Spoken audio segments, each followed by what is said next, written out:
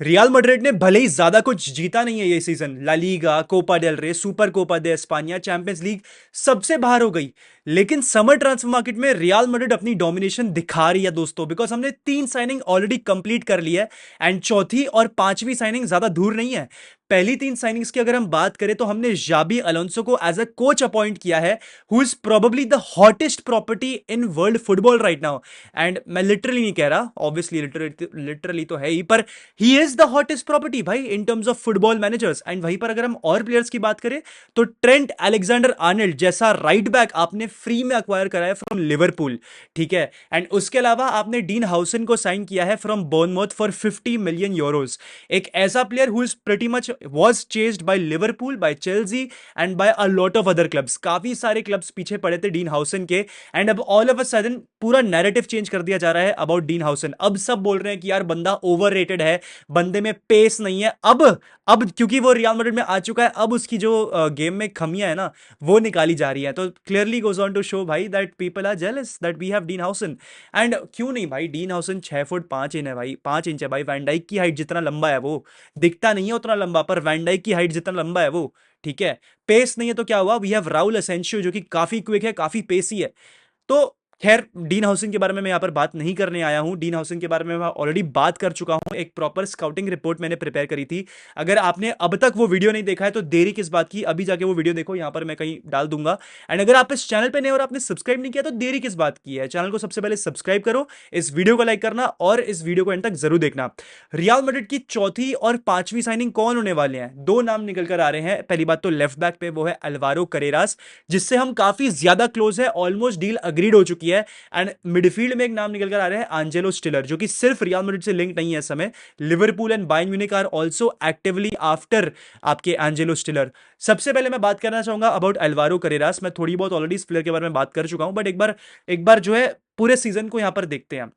इस समय Real Madrid को पूरा एक डिफेंसिव ओवरहॉल करने की जरूरत है। एंड यहां पर जो है लेफ्ट बैक पे एक बहुत बड़ी नीड आ पड़ती है। फर्लिन मेंडी इंजरी प्रोन है एंड जब जब उसने खेला है वो पुअर लगा है। वहीं पर अगर फ्रान गार्सिया की बात करें तो यार भले ही वो सिस्टम में शायद से फिट इन कर जाए अंडर जाबी अलोंसो, पर एक बड़ी प्रॉब्लम जो यहां पर है वो ये है कि वो बड़े गेम्स में रिलायबल नहीं है। एंड अगर एक प्लेयर आपके लिए बड़े गेम्स में रिलायबल नहीं है, वो आपके लिए स्टार्टर मटीरियल बिल्कुल भी नहीं हो सकता at Real Madrid. And Fran Garcia is not Real Madrid starter level, ठीक है। Fran Garcia, Brahim Diaz, Dani Ceballos, जिनको बार बार मौके मिल रहे थे ना ये सीजन कि भाई इन प्लेयर्स को खिलाना चाहिए, वो बिल्कुल भी स्टार्टिंग लेवल मटेरियल नहीं है for real Madrid. Definitely bench पे रह सकते हैं, सुपर सब होकर आ सकते हैं, वो सारी चीजें हैं। But the 3 players that I've just named, they don't deserve to be starting level players at Real Madrid, ठीक है ना। वो सीलिंग ही नहीं है उनकी to be starters at this club, as simple as that. With due respect to these players भाई, मैं genuinely facts बोल रहा हूं। तो यहां पर जो है लेफ्ट बैक वाली सिचुएशन में आपको एक नया प्लेयर लाना पड़ेगा। फर्लिन मेंडी तो तुम लोग मुझसे लिखवा कर ले लो on pen and paper, Xabi Alonso के सिस्टम में बिल्कुल भी फिट नहीं खाता है। And he will be leaving, या तो ये साल या तो फिर अगले साल Ferland Mendy will definitely be leaving, मुझसे लिखवा कर ले लो। वहीं पर अगर फ्रान गार्सिया की बात करूं तो ऐसा भी हो सकता है कि वो अगले साल जाए या फिर वो यही साल चले जाए, बिकॉज आप करेरास को एक्वायर कर रहे हो। अभी करेरास के बारे में अगर मैं बात करूं तो इस समय he is definitely one of Europe's best left backs. उसने ये सीजन पोर्चुगीज लीग में और चैंपियंस लीग में दोनों में करके दिखाया है। एक चीज जो कि करेरास की बहुत मिलती जुलती है alongside Xabi system, that is कि करेरास विंग बैक भी खेल सकता है और लेफ्ट बैक भी खेल सकता है, मतलब लेफ्ट विंग बैक भी खेल सकता है और लेफ्ट फुल बैक भी खेल सकता है। Carreras can do both. उसके अलावा करेरास की जो डिफेंसिव डिसिप्लिन है, जो टैक्टिकल डिसिप्लिन है, जो पोजिशनल अवेयरनेस है, वो बहुत ज्यादा बेटर है compare to the current left backs that Real Madrid have. उसके अलावा एक और चीज जो लोग पता नहीं क्यों भूल गए हैं, दैट इज दैट करेरास जो है वो होम ग्रोन ला फाब्रिका टैलेंट है। जी हां दोस्तों, 2020 में करेरास ने रियल मैड्रिड छोड़ी थी to pursue his career elsewhere, to have further development. And Benfica में उसकी बहुत सॉलिड डेवलपमेंट हुई है। बड़े भैया के साथ बंदे ने मैनचेस्टर यूनाइटेड में भी ड्रेसिंग रूम शेयर करा है, ठीक है। तो यहां पर करेरास जो है इस समय he is very very expensive. It depends, Manchester United यहां पर उसको कैपिटलाइज करना चाहेगी एंड फिर वो हमें बेचना चाहेंगे या नहीं, it is all up in the air. There is still works going on with that deal. I think अगले और 5-7 दिन लग जाएंगे इस डील को अक्वायर होने में।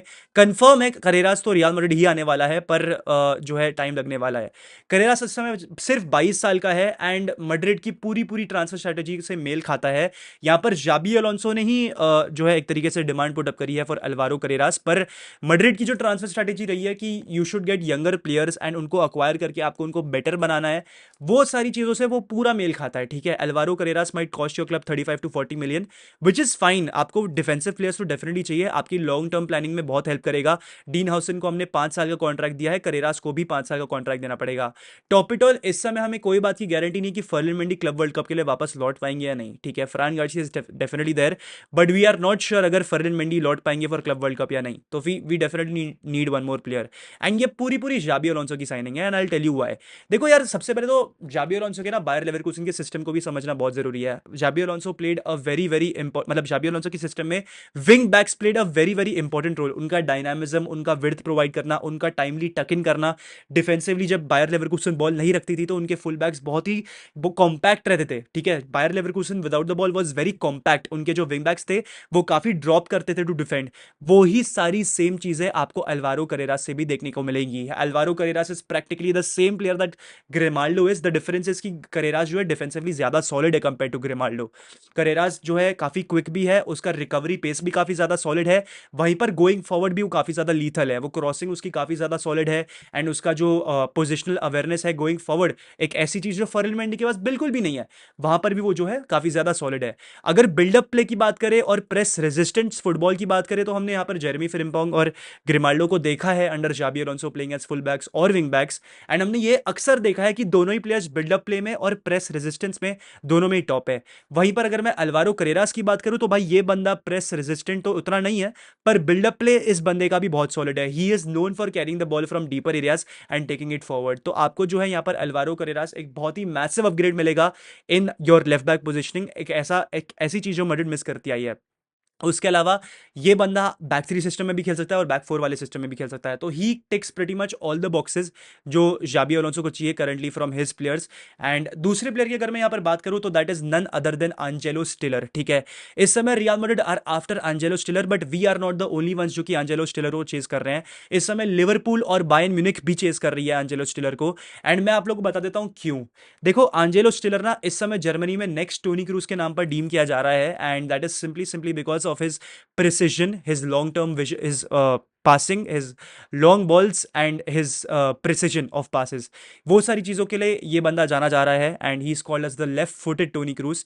ये सब चीज़ों के लिए जाना जा रहा है। स्टुटगार्ट के लिए खेलता है, एंड जैसे ही स्टुटगार्ट के लिए आया है he helped Stuttgart secured second position in Bundesliga last year, and ये सीजन भी काफ़ी ज़्यादा अच्छा खेल रहा है एंजेलो स्टिलर। इस समय स्टुटगार्ट का जो टेम्पो है वो एंजेलो स्टिलर ही चलाता है, एंड अगर स्टिलर चले जाए स्टुटगार्ट से so you will see how badly will Stuttgart struggle without him. एक tempo controller kind of a player है एंजेलो स्टिलर, हालांकि मेरे हिसाब से he is not exactly like Toni Kroos, he is single footed kind of a player, ठीक है। He is not double footed. Toni Kroos double footed player था, हालांकि Toni Kroos भी अपना लेफ्ट फुट उतना अपनाता नहीं था, पर टोनी क्रूज तो भी अपना लेफ्ट फुट बहुत इफेक्टिवली यूज कर लेता था। यहीं पर अगर मैं एंजेलो स्टिलर की बात करूं, वो अपना राइट फुट बिल्कुल भी यूज नहीं करता है, जो कि एक तरीके से उसकी वीकनेस है। खैर, एंजेलो स्टिलर अभी भी 24 साल का है, he has got a lot of football left in him, he has got easily 10 years ahead of him.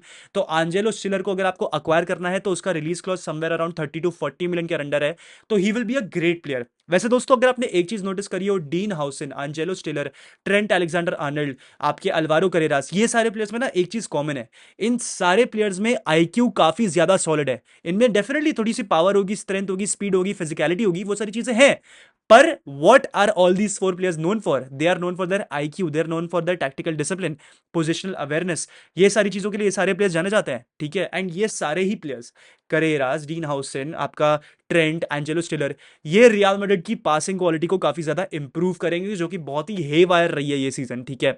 अब अगर की एट्रीब्यूट्स की बात करूं मैं फॉर एंजेलो स्टिलर, तो सबसे पहले तो उसकी पासिंग एक्यूरेसी काफी ज्यादा सॉलिड है, 92% पास एक्यूरेसी है, एंड अंडर 24 मिडफील्डर्स में से ये बंदा बेस्ट है। आप इंटरसेप्शंस की बात कर लो, टैकल्स की बात कर लो, defensive reading of the game की बात कर लो, पासिंग की बात कर लो, हर चीज में ये बंदा टॉप है। मैं यहाँ पर कहीं स्टैट्स में डाल दूंगा। उसके अलावा इस बंदे की डिफेंसिव रीडिंग काफी सॉलिड है, टैक्टिकल इंटेलिजेंस है, बहुत ही काम एंड कंपोज रहता है under pressure, which clearly goes on to show कि ये बंदा प्रेस रेजिस्टेंट है। एंड उसके अलावा इस बंदे में बहुत ज्यादा पोटेंशियल है भाई, इस बंदे में बहुत ज्यादा पोटेंशियल है। 2 साल खेल रहा है कंसिस्टेंटली एट स्टुटगार्ट और बहुत अच्छे अच्छे परफॉर्मेंसेस दे रहा है, चैंपियंस लीग में भी उसने काफी अच्छे अच्छे परफॉर्मेंसेस दिए हैं, गोल्स भी बैंगर्स बजा रहा है। एंड किस तरीके का मिडफील्डर इस समय जाबी अलोंसो को चाहिए at Real Madrid? He needs a player जो कि पोजेशन को मेंटेन करे, जो लूका मॉड्रिच और टोनी क्रूज बहुत ही इफेक्टिव इफेक्टिवली कर लेते थे फॉर रियल मैड्रिड।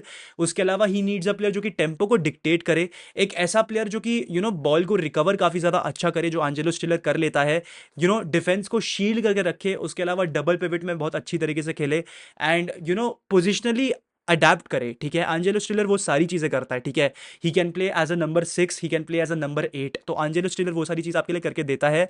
उसके अलावा एंजेलो स्टिलर का मैंने एक चीज देखा है भाई, बड़े बड़े मैचेस में बंदा लिटरली कंट्रोल कर रहा है टेम्पो को, against Dortmund, against Bayern Munich, I have seen him do it.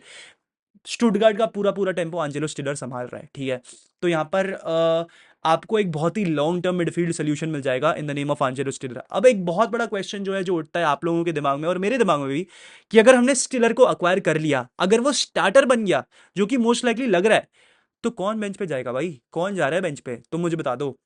यार देखो, मेरे हिसाब से रियल मैड्रिड 4-4-2 खेलेगी, एंड उसमें आप वैल्वर्डे, चुआमेनी, बेलिंगम और स्टिलर को देखोगे एक साथ खेलते हुए। आई think Arda Guler will still not make quite the cut, but आपकी फ्रंट टू में विनीशियस और एम्बापे ही रहने वाले हैं।